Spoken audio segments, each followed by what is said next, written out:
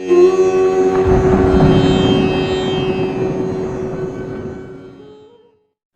शांति। आज 11 अक्टूबर 2023 की साकार मधुर मुरली।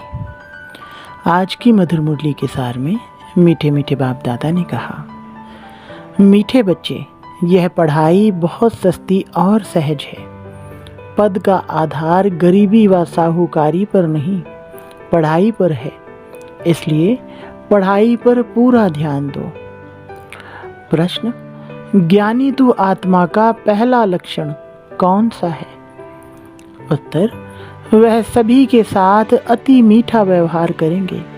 किसी से दोस्ती, किसी से दुश्मनी रखना, यह ज्ञानी तू आत्मा का लक्षण नहीं। बाप की श्रीमत है, बच्चे अति मीठा बनो, प्रैक्टिस करो।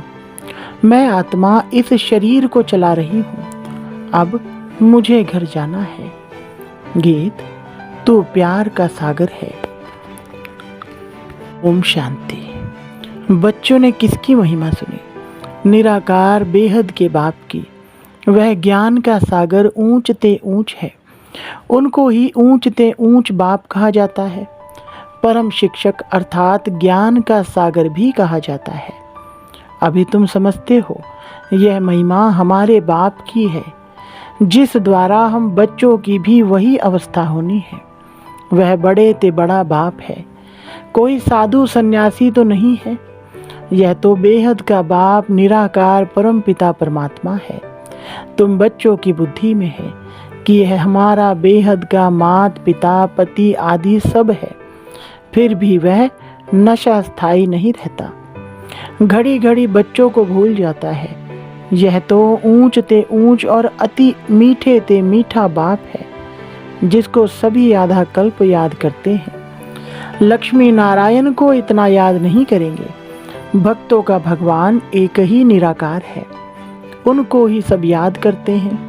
भल कोई लक्ष्मी नारायण को, कोई गणेश आदि को मानने वाले होंगे, फिर भी मुख से हे भगवान शब्द ही निकलेगा। हे परमात्मा अक्षर जरूर सबके मुख से निकलता है। आत्मा उनको याद करती है। जिस्मानी भक्त जिस्मानी चीज को याद करते हैं, तो भी आत्मा इतनी पिताव्रता है जो अपने बाप को जरूर याद करती है। दुख में झट आवाज निकलता है, हे परमात्मा। यह जरूर समझते हैं कि वह परमात्मा निराकार है, परंतु उनका महत्व नहीं जानते। अभी तुम महत्व को जानते हो कि वह तो अब हमारे सम्मुख आए हैं। वह है स्वर्ग का रचयिता, हमको सम्मुख पढ़ा रहे हैं। यह एक ही पढ़ाई है। वह जिस्मानी पढ़ाइयाँ तो भिन्न भिन्न प्रकार की होती हैं। कोई का मन पढ़ाई में नहीं लगता है तो छोड़ भी देते हैं। यहाँ इस पढ़ाई में पैसे आदि की कोई बात नहीं। वह गवर्नमेंट भी गरीबों को फ्री में पढ़ाती है। यहाँ तो यह है ही मुफ्त की पढ़ाई, फीस कुछ भी नहीं। बाप को गरीब निवास कहा जाता है, गरीब ही पढ़ते हैं। यह है बहुत सहज और सस्ती पढ़ाई। मनुष्य अपने को इंश्योर भी करते हैं। यहाँ भी तुम इंश्योर करते हो, कहते हो बाबा आप हमें स्वर्ग में 21 जन्मों का एवजा देना। भक्ति मार्ग में ऐसे नहीं कहते कि हे परमपिता परमात्मा हमको 21 जन्म लिए वर्षा दो। यह अभी तुम जानते हो, हम डायरेक्ट अपने को इंश्योर करते हैं। यह तो हमेशा कहते हैं फल देने वाला ईश्वर है, सबको ईश्वर ही देते हैं। भल कोई भी साधु संत अथवा रिद्धि सिद्धि वाला हो, देने वाला सबको ईश्वर है। आत्मा कहेगी देने वाला ईश्वर है। दान पुण्य आदि करते हैं, फिर भी उसका फल देने वाला ईश्वर ही है। इस पढ़ाई में कोई खर्चा नहीं है। बाबा ने समझाया है गरीब का भी इतना ही इंश्योर होता है। साहूकार लाख करेगा तो उनको लाख का मिलेगा। गरीब 1 रुपया करेंगे, साहूकार 5000 करे तो भी एवजा दोनों को इक्वल मिलना है। गरीबों के लिए बहुत सहज है, कोई फीस नहीं लगती। गरीब अथवा साहूकार दोनों बाप से वर्षा पानी के हकदार हैं। सारा मदार पढ़ाई पर है। गरीब अच्छा पढ़ते हैं तो उनका पद साहूकार से भी ऊंच हो जाता है। पढ़ाई ही कमाई है, बड़ी सस्ती और सहज पढ़ाई है। सिर्फ इस मनुष्य सृष्टि झाड़ के आदि मध्य अंत को जानना है, जिसको कोई भी मनुष्य मात्र जानता नहीं है। त्रिकालदर्शी कोई हो नहीं सकता। सब कह देते बेअंत है। समझते हैं मनुष्य सृष्टि का बीज परमात्मा है, यह उल्टा झाड़ है। फिर भी कह देते हम यथार्थ रीति नहीं जानते हैं। बरोबर यथार्थ तो बाप ही बताएंगे जो नॉलेजफुल है। सारा मदार तुम बच्चों की पढ़ाई पर है। अभी तुम नंबरवार पुरुषार्थ अनुसार जानते हो। तुम मास्टर ज्ञान सागर हो। सब एक जैसे तो नहीं है। कोई बड़ी नदी, कोई छोटी नदी है। पढ़ते सब अपने अपने पुरुषार्थ अनुसार है। तुम बच्चे जानते हो यह बेहद का बाप है। उनका बनकर उनकी श्रीमत पर चलना है। कोई के लिए कहा जाता है यह बेचारा परवश है, माया के वश हो उल्टी मत चलाते हैं। श्रीमत भगवानुवाच है ना, जिससे श्रेष्ठ ते श्रेष्ठ देवी देवता बनना है। जब पहले निश्चय हो जाए तब फिर शिव बाबा से मिलना है। बाबा समझ जाते हैं इनको यथार्थ निश्चय नहीं है। आत्माओं का बाप एक है, यह तो समझते हैं, परंतु वह इनमें आकर वर्षा दे रहा है। यह निश्चय बैठना बड़ा मुश्किल है। जब यह बुद्धि में बैठे और लिख कर दें तब बाबा के पास लिखत ले आनी चाहिए। समझेंगे यह तो बरोबर ठीक है। इतना समय जो समझते आए सो रॉन्ग है। ईश्वर सर्वव्यापी नहीं है, वह तो बेहद का बाप है। बरोबर भारत को कल्प कल्प संगम पर बेहद के बाप द्वारा वर्षा मिलता है। संगम पर और इसी समय ही मिला है, अब फिर मिल रहा है, यह लिखाना है। बरोबर बाप संगम पर ही आते हैं, आकर बी के द्वारा स्वर्ग की रचना रचते हैं। जब लिख कर दे तब उस पर समझा सकेंगे तुम किसके पास आए हो, क्या लेने आए हो। ईश्वर का रूप तो निराकार है। ईश्वर का रूप ना जानने कारण ब्रह्म तत्व कह देते हैं। बच्चों को समझाया है वह तो बिंदी है। यह बात और किसकी बुद्धि में नहीं बैठेगी कि परमात्मा एक बिंदी है। आत्मा के लिए कहते हैं चमकता है सितारा भ्रुकुटी के बीच में, वह छोटी सी चीज है। तो विचार करना है पाठधारी कौन है। इतनी छोटी आत्मा में कितना अविनाशी पाठ नूंधा हुआ है। इन बातों में जब कोई डीप जाए तब उनको समझाना है। तुम्हारी आत्मा कहती है हमने 84 जन्म लिए हैं। वह सारा पाठ छोटी सी बिंदी रूप आत्मा में मर्ज है, जो फिर इमर्ज होता है। इस बात से मनुष्य वंडर खाएंगे। यह बात तो कोई समझते नहीं। 84 जन्म हमारे रिपीट होते हैं। यह बना बनाया ड्रामा है। आत्मा में कैसे पाठ नूंधा हुआ है, सुनकर मनुष्य वंडर खाएंगे। बरोबर मैं आत्मा कहती हूँ। हम आत्मा एक शरीर छोड़ दूसरा लेती हूँ। यह हमारा पाठ नूंधा हुआ है, जो ड्रामा अनुसार रिपीट होता है। यह बातें कमजोर बुद्धि वाले कभी धारण कर ना सके। यह सिमरन करना है। हम 84 जन्म ले पाठ बजाता हूँ, शरीर धारण करता हूँ। जब यह सिमरन चलता रहे तब कहें यह पूरा त्रिकालदर्शी है और दूसरे को भी त्रिकालदर्शी बनाने का पुरुषार्थ कर रहे हैं। समझाने की भी बच्चों में हिम्मत चाहिए।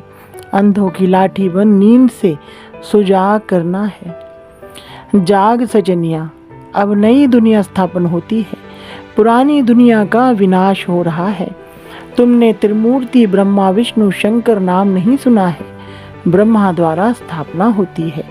यह सब ब्रह्मा कुमार कुमारियां हैं ना। अकेले ब्रह्मा तो नहीं करेंगे, प्रजापिता के साथ जरूर ब्रह्मा कुमार कुमारियां होंगे। इनका बाप भी जरूर होगा जो इनको सिखलाने वाला है। इन ब्रह्मा को तो ज्ञान सागर नहीं कहेंगे। ब्रह्मा के हाथ में शास्त्र दिखाते हैं परंतु परमपिता परमात्मा इनमें आकर इन द्वारा सभी वेद शास्त्रों का सार बताते हैं। ब्रह्मा शास्त्रों का सार नहीं सुनाते, वह कहाँ से सीखे? उनका कोई भी बाप व गुरु होगा ना। प्रजापिता तो जरूर मनुष्य होगा और यहाँ ही होगा। वह ठहरा प्रजा को रचने वाला। उनको क्रिएटर, ज्ञान सागर, नॉलेजफुल नहीं कह सकते। ज्ञान सागर परमपिता परमात्मा ही है। वह आकर प्रजापिता ब्रह्मा द्वारा पढ़ाते हैं। इसको ज्ञान का कलश कहा जाता है। यह सारा मदार धारणा पर है। इंश्योर करो ना करो, यह तुम्हारे ऊपर है। बाबा तो बहुत अच्छी रीति इंश्योर करते हैं। इंश्योरेंस मैग्नेट है। भक्ति मार्ग में भी तो ज्ञान मार्ग में भी बाप को सब आत्माएं भक्ति मार्ग में याद करती है कि बाबा आकर हमको दुख से छुड़ाओ। बाप वर्षा देंगे या तो शांति धाम या तो सुख धाम भेज देंगे।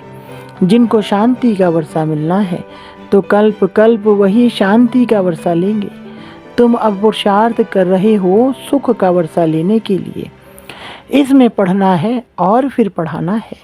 जैसे बाप मीठे से मीठा है, वैसे उनकी रचना भी मीठे से मीठी है। स्वर्ग कितना मीठा है। स्वर्ग नाम तो सब मुख से लेते रहते हैं। कोई भी मरता है तो कहते हैं स्वर्गवासी हुआ, तो जरूर नरक में था, अब स्वर्ग में गया। जाता नहीं है तो भी कहते हैं तुमको लिखना चाहिए जरूर हेल में था ना। यह हेल है। फिर उनको यहाँ मंगाने की, खिलाने की क्यों कोशिश करते हैं? पितृ बुलाते हैं ना। आत्मा को बुलाना यह है पितृ को बुलाना। तुम फिर सभी पितरों के बाप को बुलाते हो। सभी आत्माओं का बाप बैठ तुमको पढ़ाते हैं। तुम कितनी गुप्त सेना हो। शिव शक्तियाँ, शिव तो निराकार है ना। तुम शक्तियाँ हो उनके बच्चे। शक्ति आत्मा में आती है। मनुष्य जिस्मानी शक्ति दिखलाते हैं, तुम रूहानी शक्ति दिखलाते हो। तुम्हारा है योग बल। योग रखने से तुम्हारी आत्मा पवित्र होती है। आत्मा में जौहर आता है। तुम्हारे में मम्मा की ज्ञान तलवार सबसे तीखी है।